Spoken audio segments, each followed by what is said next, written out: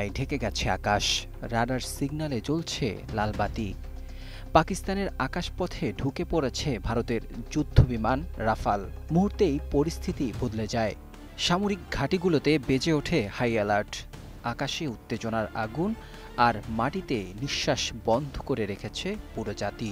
পাকিস্তান জুড়ে এই যখন অবস্থা, ঠিক সেই মুহূর্তে ককপিটে বসা এক নারী, স্কোয়াড্রন লিডার আয়েশা, ঠান্ডা মাথায় চোখ রাখলেন স্ক্রিনে।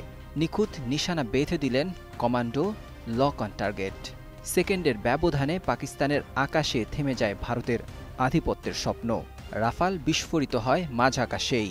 আগুনের গোলায় ছিন্ন ভিন্ন হয়ে পড়ে ভারতের রাফাল যুদ্ধবিমান। পাকিস্তান জুড়ে তখন আনন্দের ঢেউ। কারা বলেছিল যুদ্ধ কেবল পুরুষের খেলা, আয়েশা যেন সেই পুরনো যুক্তিগুলো মুহূর্তেই গুড়িয়ে দিলেন। পাকিস্তানের সামরিক ইতিহাসে তিনি প্রথম নারী যিনি শত্রুর যুদ্ধবিমান ভূপাতিত করলেন। এই ঘটনা যেমন সামরিক সাফল্য, তেমনি তা এক বৈপ্লবিক বার্তা। নারীরা শুধু ঘরেই নয়, দেশের গর্ব হতে পারে।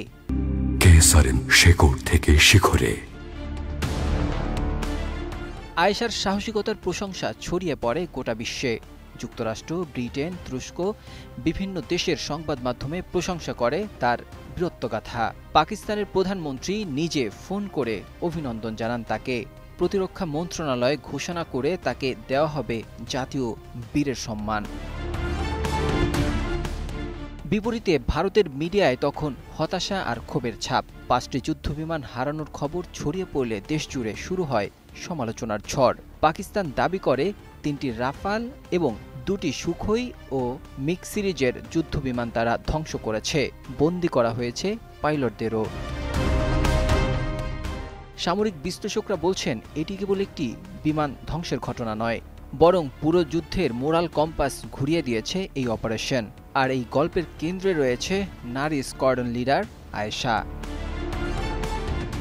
এই আকাশযুদ্ধ প্রমাণ করল যুদ্ধের সাহস, দক্ষতা আর চিতার মতো মনোযোগী আসল অস্ত্র। আর আয়েশা সেই অস্ত্রেই হয়েছেন পাকিস্তানের আকাশরানী। ডেস্ক রিপোর্ট, 21শে টেলিভিশন।